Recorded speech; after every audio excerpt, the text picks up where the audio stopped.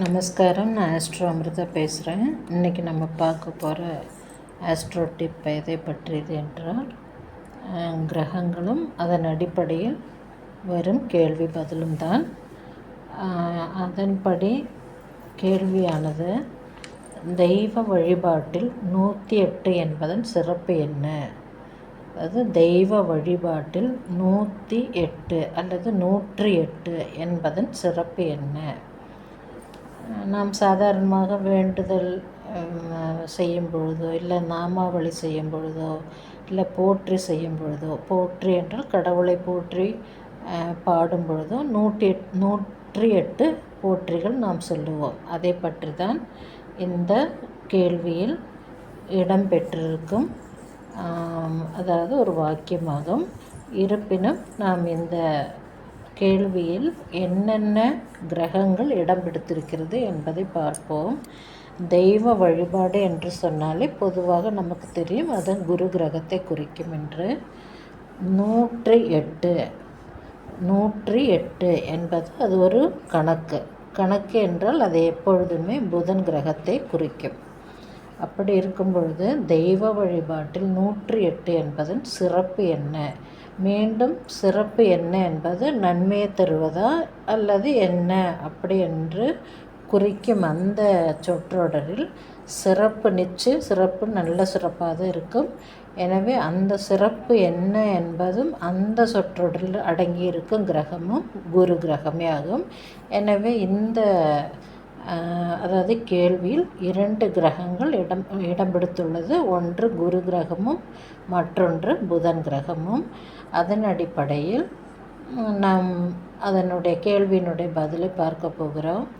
108 என்பது முக்கியமான எண்ணாகும்.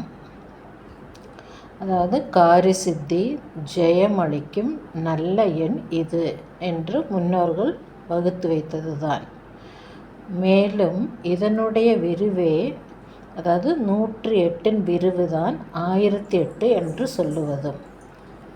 எதற்காக நாம் இதை செய்ய வேண்டும் என்றால், அதாவது 108 தடவை மந்திரம் சொல்வது, ஜபம் செய்வது, அல்லது போற்றி சொல்வது, அல்லது 1008 தடவை செய்வது, இந்த மாதிரிலாம் எதற்கு செய்ய வேண்டும் என்றால், எடுத்த முயற்சியில் தடை நீங்கி வெற்றி பெற வேண்டும். சில நபர்கள் பிடிவாதமாக நல்ல காரியத்திற்கு இறைவனை பிடிவாதமாக பூஜை செய்து அந்த நல்ல காரியத்தில் வெற்றி காண்பார்கள். எனவே எடுத்த காரியத்தில் எந்தவித தடையுமின்றி நாம் என்ன காரியத்தை அடைய வேண்டும், நான் என்ன குறிக்கோளை அடைய வேண்டும் என்று நினைக்கிறார்களோ அவர்களுக்கு வெற்றி அளிப்பதற்கே இந்த 108 1008 என்ற எண் நம் முன்னோர்கள் வகுத்து வைத்தது. மேலும் விநாயகருக்கு 108 தேங்காய் உடைத்து வழிபட்டு வர நிச்சயம் நாம் எண்ணிய நல்ல காரியங்கள் வெற்றி அடையும்.